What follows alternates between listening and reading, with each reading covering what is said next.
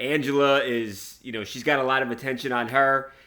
You guys are going to fight this weekend. People are excited. How about that being part of what's a really big matchup? I'm super excited, and I think that everything happens for a reason.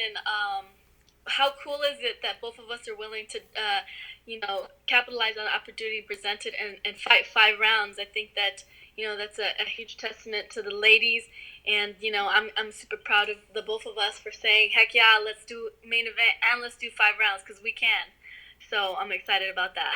I always envision myself being a champion and trying to and always fighting championship rounds and prep myself for being at the top. And so in that sense, we're prepped and ready for it. But in another sense, sometimes you forget because it is so normalized, because it is my job and it's because something that I do day in and day out. I forget how truly lucky and blessed I am to be doing what I love to do. I get paid to go and train to beat somebody's butt.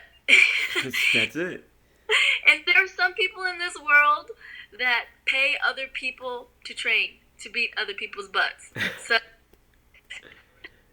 I'm lucky. Absolutely.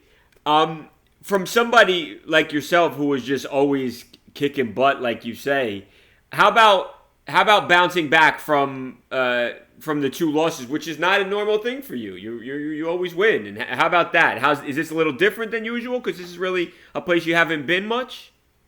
Yeah, it is. It is unusual, but that's life. And I Yeah. think a lot of us we shy away from it because nobody likes a loser. Not even myself. And but the truth is, the people that are the most successful in life are willing to accept failure as a part of their journey, and they move forward from it and they become stronger. They use those failures as stepping stones towards their future, and they don't allow it to boggle them down. You can't run away from failure. It is a part of life, and it's something that you have to embrace and allow to make you stronger. And so that's what I've allowed it to do. It's interesting that you have that perspective when you were answering that question. I thought of, like, I don't know, let's say Ronda when she lost. It seemed like her, like, kind of mystique kind of disappeared then, but like you say, you're kind of adapting and handling it, and it almost seems like it's making you stronger that you have, had a little bit of failure, but now are bouncing back and you're going to overcome.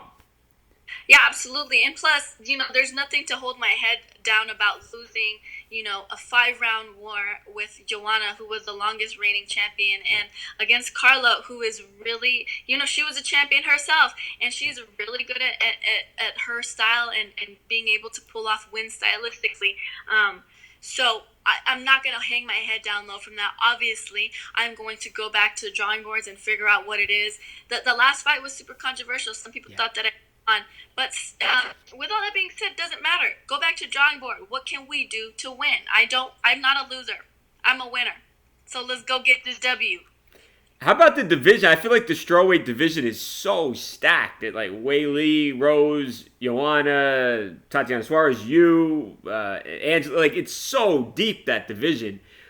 Do you agree that there was just so much talent in your division? And where do you think you stand? Where do you rank when you look at all the women in the division? I belong at the top, for sure I do. But I do believe wholeheartedly that the strawweight division is the most stacked division in the women's roster in the UFC.